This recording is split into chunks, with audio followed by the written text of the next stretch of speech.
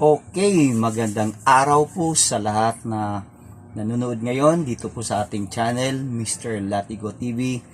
Mandito naman po tayo para po magbigay tayo ng napakagandang video na ito dahil po uulitin natin, napakainit na po ng politika o issue dito po sa ating bansa tungkol po sa ito pa, number one pa rin yung pagiging bangag ng ating President Bongbong Marcos. Okay? So, unang-una, magandang araw po sa inyo, sa ating mga OFW na nanonood lagi. Kahit saan man kayo ngayon, naway nasa magandang kalagayan po tayo, kasama ang pamilya nyo, yung mga amo nyo, okay? And doon din po sa ating mga kaibigan ng mga Muslim o sila po yung tinawag nating Moro. Assalamualaikum, okay? And sana nasa magandang kalagayan po ang pamilya nyo. Okay, so lahat naman po tayo ay nakatutok lagi, halos minuto, oras-oras, araw-araw. Hindi na po tayo tumigil sa kakapanood ng anuman ang issue ang nakabalot ngayon sa ating bansa dahil po tayo ay concerned tayo, meron tayong pagmamahal sa ating bansa, kaya po ang lahat ng Pilipino ngayon nakatutok sa anumang kaganapan sa ating bansa. At isa na po ako noon, kaya po ako nagkaroon ng isang vlog para po mailahad ko, mailabas ko ang aking kumukulong damdamin. Sabihin naman natin na isa rin ako sa nabudol sa 31 million na bumuto po kay BBM. Okay, so ito ipapakita natin na video. Isa po itong retired General Colonel, hindi ko masyado ma-check yung ranking ng taong ito, pero lagi ko po siyang napapanood sa kanyang vlog, and nakikita ko po talaga sa kanya na seryoso siya. At alam nyo ba, magkaibigan pala sila ni BBM. Sabi pa nga dito sa video na ipapakita ko sa inyo, isa rin daw po siya na nag-train kay BBM para maging sundalo. At saka malaki po ang pagmamahal niya sa pamilyang Marcos. Kasi kung makita nyo yung kanyang page, andun po yung nakalagay doon yung Marcos for President. Marami po sila ng mga retired generals, colonel na nag-uusap nung kapanahonan ng kampanya para po isupport itong si BBM para maging Pangulo. Kaya lang, gaya ng sinabi ko, kagaya ng sinapit ni Attorney Vic Rodriguez, sila Attorney Trexie, at sino pa may yung dating unang naging kabinete ni BBM, abay pinatalsik. Sa anong kadahilanan? Lagi po nating sinasabi na kapag ikaw ay nasa tama, ang kalaban mo lagi ay mali. Tama po ba? So itong si Sir ngayon na ipapakita ko sa inyo sa kanyang vlog, nakakagulat po ang kanyang binabanggit dito, at lagi kong sinasabi sa inyo at naalala ko yung sabi ni Tatay Digong, malamang malapit na po ang pagkakaroon ng people power o EDSA revolution sa ating bansa. Hindi ko alam kung kailan, bukas ba, sa makalawa. Pero sa tono ng pananalita po nitong retired general, dito po natin malalaman na meron talagang binubuo na isang grupo for BBM o Marcos resign. At para po natin malaman, matunghayan ang kabuuan nito, panoorin po natin itong si Sir sa kanyang vlog. At kayo po na nanonood ngayon, I'm talking to you, kumakatok po ako sa inyong puso, i-share nyo po itong ating vlog para po malaman ng ibang mga Pilipino na hanggang sa mga oras na ito, sila po ay tulog. Hindi po natin alam bakit hanggang ngayon tulog pa sila. Baka kako nag-aantay pa sila na maambunan man lang ng ginto, na isa na ngayon tanso. Okay? So, ang purpose lang po natin dito, inuulit ko sa vlog na ito, para po pukawin ang damdamin ng bawat Pilipino na kailangan po natin na magising, mamulat sa katotohanan na ang bansang ito ay nabalot na po ng demonyo. Okay? So, panoorin po natin si Sir sa kanyang message para sa nakaupong presidente ngayon? Bakit hindi natin kaya management yan eh? Paghanap ka ng writer, magaling na. Basta ang importante, may isip ka, may tamang kalaman ka, may puso ka. Ang pinakamahalaga dito, puso at saka initiative. Pagmamahal sa bayan. Tama. Yun ang pinakamahalaga. Maraming matalinong Pilipino. Anong ginawa nyo sa ating bansa? Diba? Ang daming matalino. Anong nagawa nyo? Sa communist. Umabot na maging 50 years. Ano nagawa natin? Wala. Kasi sa dami matalino, hindi nagagawa ang tama. Alam nyo po, may punto po si Kernel. Totoo naman niya sinabi niya, ang dami pong nakaupo ngayon na napakatalino. Pero ito ang tanong, hanggang saan po ang talino nyo? May punto po siya eh. Ang gusto niyang tumbukin, hindi yung lagi po kayo nakaupo sa inyong opisina kung anumang departamento po kayo. Ang kanyang gustong ipahiwatig, lumabas po kayo. Pumunta po kayo sa ground. Mag-ikot kayo sa buong Pilipinas kung ano man ang rank na ibinigay sa inyo, anumang departamento kayo. Diyan nyo makikita ang katotohanan sa baba. Sabi na natin DSWD. Okay. Secretary ka ng DSWD. Hindi puro directors ang kausap mo. Bumabaho kayo. Umikot kayo dun sa mga lugar na mahihirap, yung binabanggit dati ni former Vice President Leni Robredo, yung mga taong nasa laylayan. Umikot ho kayo. Alamin nyo kung anong sitwasyon sa baba para nyo ma-coincide ang mga reports ng inyong director nationwide. Hindi yung puro na lang kayo nakaupo sa opisina.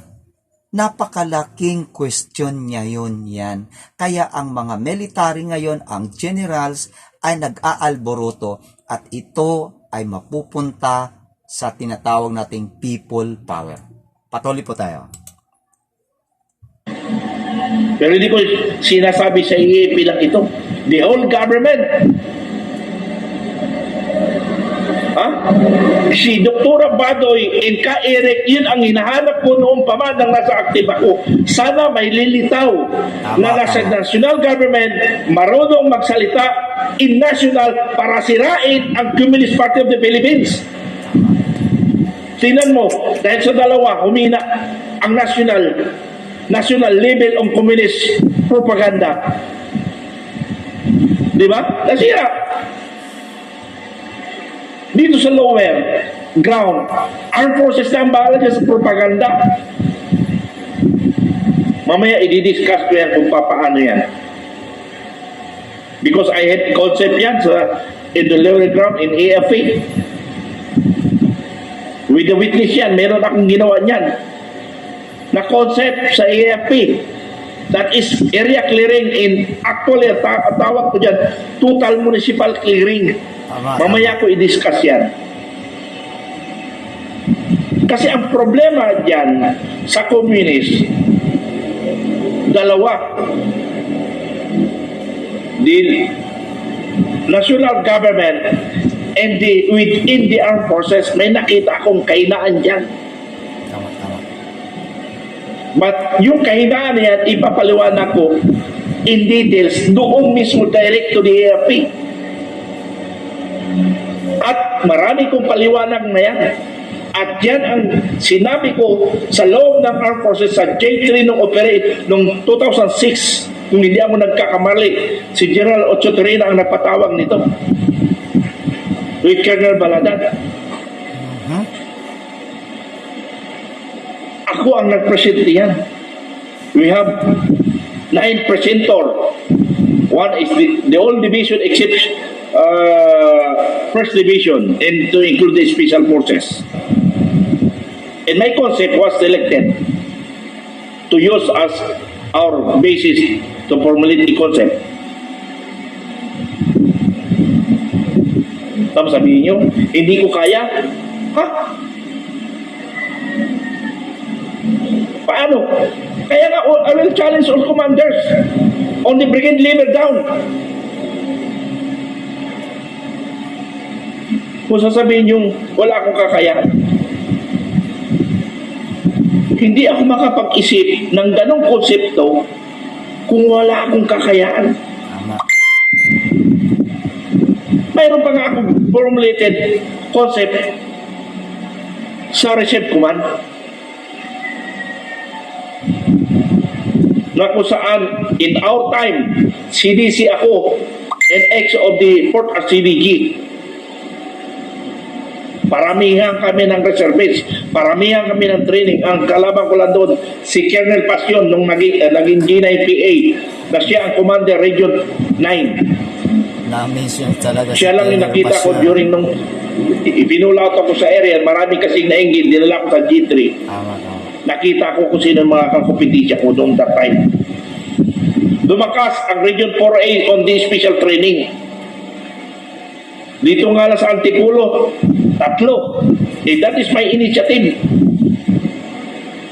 Although si Major Adina nang simula niyan, pero na-challenge ko lang kasi doon sa akin, sa Quezon and Marinduque,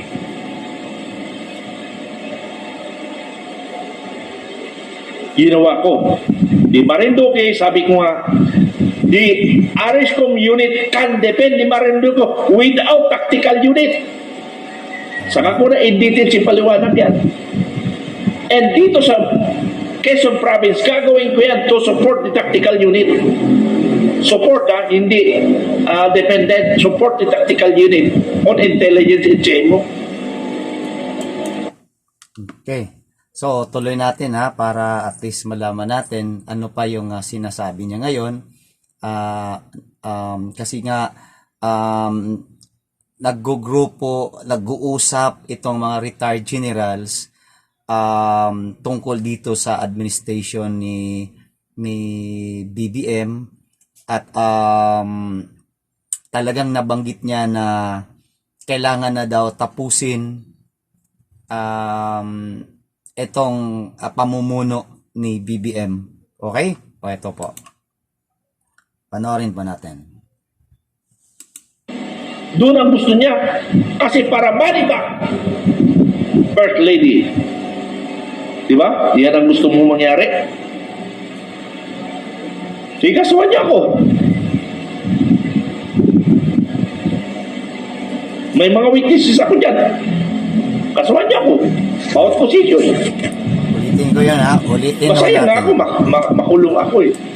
Ulitin natin Okay. Ito Pero saan napunta yung effort namin? Ayan. Na lumalabas kaya ako ngayon na sinungaling. Lumalabas ako, nagkapera ako. Lang yan ni piso na walang binigay si Marcos. Na alam niya naman na naghirap tayo. Pinakalala pa nga ako eh. Ito lalabas ko na. Kilala ako ni Colonel Samonte, si Pangulong Marcos Jr. nung 10th anniversary last year. Na sir, ito hindi ko malaman kung sinabi ito po ito si Colonel Mitran na mayroon siyang organization na more or less 6 million tumulong sa atin. Ang sabi lang ni President Bongo, pero hindi nakatiknot sa isip niya. Sa aking analysis yun. Walang kwenta sa kanya ang tumulong. Ang tinitingnan niya, paano ka makatulong ng pera sa kanya. Totoo po yun yung sinabi ni Sir ngayon. Wala sa puso ni BBM ang tumulong. Ang laging nasa isip niya, paano ka makatulong sa kanya ng pera. Kaya nga balot na balot, mabaho pa sa tae, ang issue ngayon sa kanyang asawa, First Lady Araneta. Kasi kung nasubaybayan nyo, kilala nyo si Maharlika, dun lahat sinabi po ni Maharlika, gaano kabalahura daw itong asawa ni BBM. Kaya tinawag na daw ito ngayong Lisa Lisa Tanas. Kasi siyang gumagalaw lahat-lahat. O di, nagkatugma rin ang sinabi ni itong retired colonel. Patuloy po tayo. Ito na yun. Nilalabas ko na. Ha? Kasi, by way of my analyzing, hindi niya kailangan ng physical support. Ang kailangan niya, siguro maaaring physical support with finance support. Dapat tayo binibigyan ng finance. Hindi. Wala ka maibigay na finance. Budget. Hindi ka kailangan. Ang kailangan niya, ilagay ka sa LTO, ilagay ka sa custom, ilagay ka sa DA, ilagay ka sa yung kumikita ang pera. Doon ang gusto niya. Kasi para money back, First Lady. Diba? Yan ang gusto mong mangyari. Sige, kasuhan niya ako. May mga witnesses ako dyan. Kasuhan niya ako. Bawat position. Masaya nga ako, makulong ako eh. At least, nakulong ako para sa bayan. Mahirap nakulong ako sa kagaguhan ko. Yun ay ikakamatay ko. Tama po si President Duterte nung may rally sa may Davao, sa may San Pedro. Binanggit po ni President Duterte na yung asawa mismo ni BBM ay gahaman sa kapangyarihan. Uhaw na uhaw sa kapangyarihan.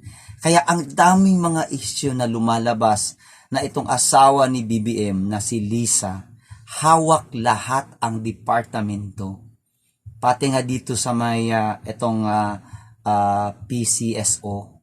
Kung naalala nyo, yung iskandalo ng PCSO, that was December. Ito lang December na to. Na in a month, ilan ang nanalo? More than something like 20. Abay, nalaman nila. Halos taga Bulacan. Bakit halos taga Bulacan ang nanalo ng PCSO? O di lumabas sa research ni Maharlika, Kakunsabo pala ang nasa loob ng PCSO.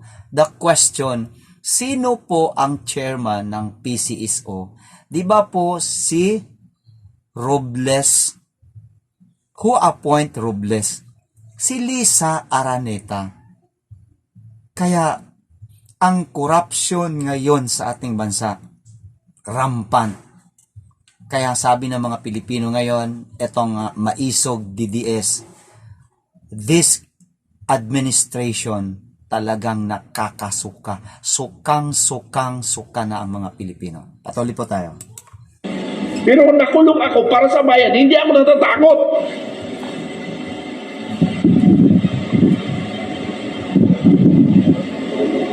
Ito na nilabas ko ng galit ko.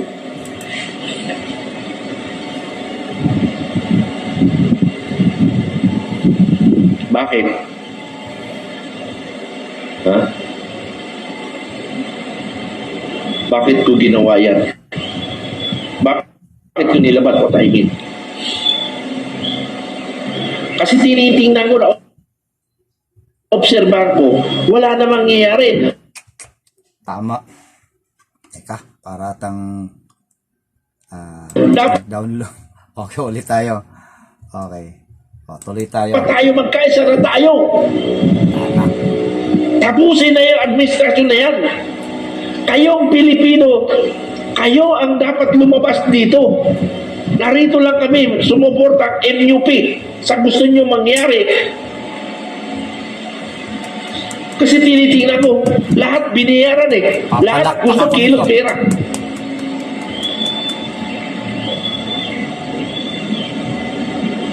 Sabi ko nga, sa aking mga anak, pag ako namatay, dalawa lang kalabang ko dito. Ang administrasyon at ang PGMC. Dahil yan lang naman ang tinitira ko. Wala akong ibang kaaway. Yung PGMC na mga dating nakaupo dyan, hindi yung ngayon. Dahil sila nga biktima, yung mga nakaupo ngayon. Problema nilang sinasangga ang problema ngayon. Yung mga dating nakaupo. Ha? Anyway, nakalista na may mga dati nakaupo na 3 yan na nakalista sa akin.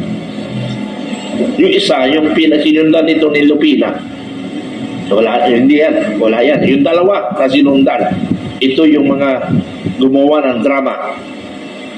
Ngayon, hindi sila, ilitaw nila, magsalita sila.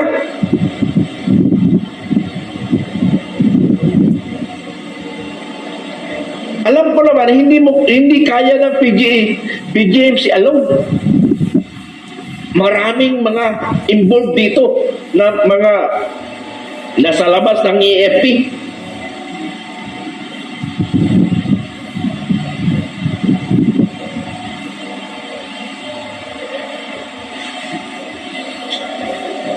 Bira mo ha, ang ganda ng kwentuhan nila. I'm sorry sir, Colonel Samonte sir. Ito na, nilabas ko na ang katotohanan. Kerbil Samonte. Ito na. Ang ganda ng usapan ninyo. Ang ganda ng kwentuhan nyo para kayo magbarkada ni Pangulong Marcos Jr. Pero hanggang na lang doon sir eh. Hanggang barkada na lang eh. Paano yung ginamit mong tao? Paano yung tumulong sa kanya? Hindi ba natin ipaglaban yun?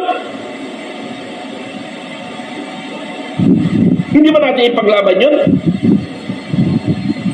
Na ang dami nating binulabong. Kumilo sila kasi Marcos, ibalik natin sa posisyon. Tama, tama. Tapos biglang lang gumunaw na marami na nagsalita na nabudol sila hanggang ngayon. Hindi ko matanggap yung salita na nabudol sila. Poso tayo. Naintindihan ko po ang saloobin ni Sir ngayon at ito rin ang damdamin na naramdaman ko kasi sa party ko po. I was in North Cotabato at that time nung nagkaroon ng kasagsagan ng rally para kay BBM. Alam nyo po, ito ay kwento ko na lang sa inyo para at least mas madagdagan ang idea nyo bakit ako nagkaroon ng ganitong vlog. Nag-form po kami, isa po ako sa nag-organize na tinawag na Singles for BBM doon sa may North Cotabato.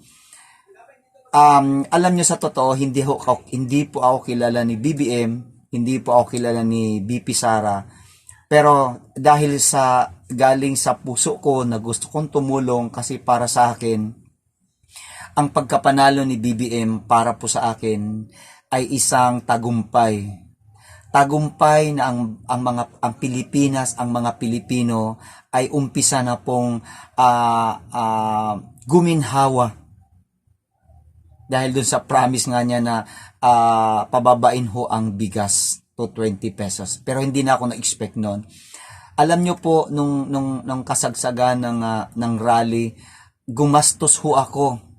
Pagawa ho kami ng tarpaulin. Sa akin ho yun, it's my own finance. BBM doesn't even know and BP Sara doesn't even know that there was somebody individual on the field, sa ground, na tumulong sa kanila.